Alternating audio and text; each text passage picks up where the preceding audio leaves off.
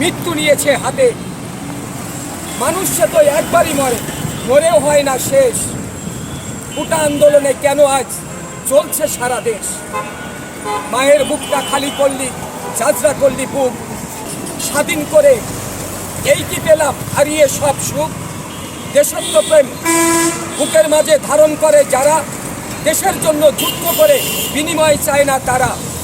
হাজার হাজার টাকা আজ মুক্তিযোদ্ধারা পাচ্ছে কিন্তু ভাতা। এ নিয়ে কোনো প্রশ্ন তুলিনি, বলিনি কোনো কথা।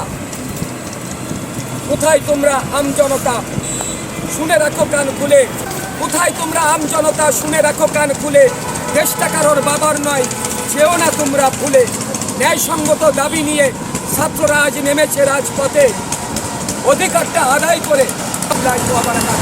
প্রিয় দেশ, আবু সাঈদ আজ নিজের লিস্টটা পেতে দিয়েছে, আর সেই হৃদয়হীন অস্ত্র হাতে নিয়ে তার গুলিটা তার বুকেই চালিয়ে দিয়েছে।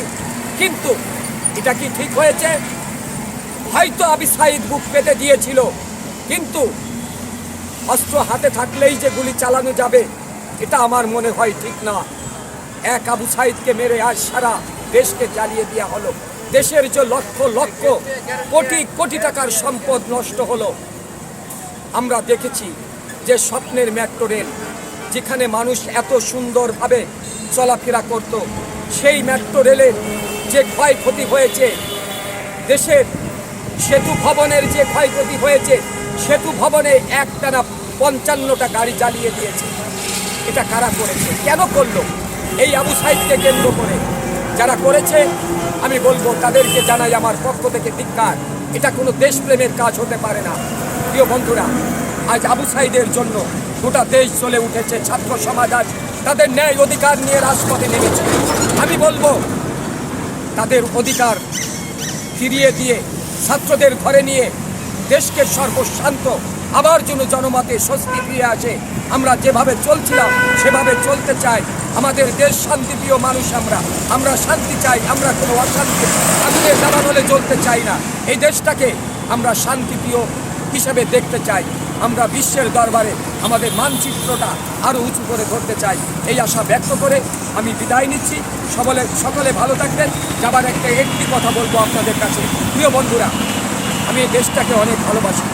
যদি আমি দেশের জন্য নিজেকে বিলিয়ে দিতে পারি, শুধু আমি নয়, আমার সংসার, সন্তান, সন্ততি তার চেয়ে বেশি ভালোবাসি এই দেশ। দেশের জন্য আমার জীবনের শেষ রক্তবিন্দু পর্যন্ত দিয়ে দিতে প্রস্তুত আছি। আমি বিনিময়ে কিছু চাই না। যারা দেশের জন্য যুদ্ধ করেছিল 71-এ, বঙ্গবন্ধুর ডাকে অস্ত্র হাতে নিয়েছিল, তারা মনে হয় বিনিময়ে কিছু চায়নি। তারপরে সরকার তাদেরকে যা দিচ্ছে যথেষ্ট দিয়েছে, তারপরে আবার তাদের সন্তানদের দিবে, তাদের নাতিদের দিবে। আমি একটি কথা বলবো, এদেশে আরও মানুষ আছে, কোটি কোটি মানুষ আছে, অনেক মেধাবীরা আছে। তাদের কথা আপনারা বিবেচনায় আনবেন। আর যাবার আগে আপনাকে আমি একটি কথা বলবো, আপনাদের আমার চ্যানেলটা আপনারা একটু ফলো করে দেবেন। আমার চ্যানেলের নাম প্রিয় জন্মভূমি। ফেসবুক পেজ, ইউটিউব 2 জায়গায় আছে। আপনারা একটু ফলো করে দিবেন, আমার জন্য বড় উপকার হবে। আর আমার বই যদি আপনারা পেতে চান, জানেন আপনারা আমার বই কিন্তু ভাইরাল, সারা বাংলাদেশে এখন বই চলছে। বিদেশ থেকে অনেক অর্ডার আসছে আমার বই। আপনারা যদি এই বইগুলো পেতে চান তাহলে আমার সাথে যোগাযোগ করবেন। আমি আমার নাম্বারটা দিচ্ছি 01949549456। আবারও বলছি 01949549456। সবাই ভালো থাকবেন, সুস্থ থাকবেন। আসসালামু আলাইকুম ওয়া রাহমাতুল্লাহি ওয়া বারাকাতুহু। ধন্যবাদ আপনাকে। আপনি খুব সুন্দর একটি কবিতা আবু সাঈদকে নিয়ে যে রাজপথে তার জীবনটি দিয়ে দিল।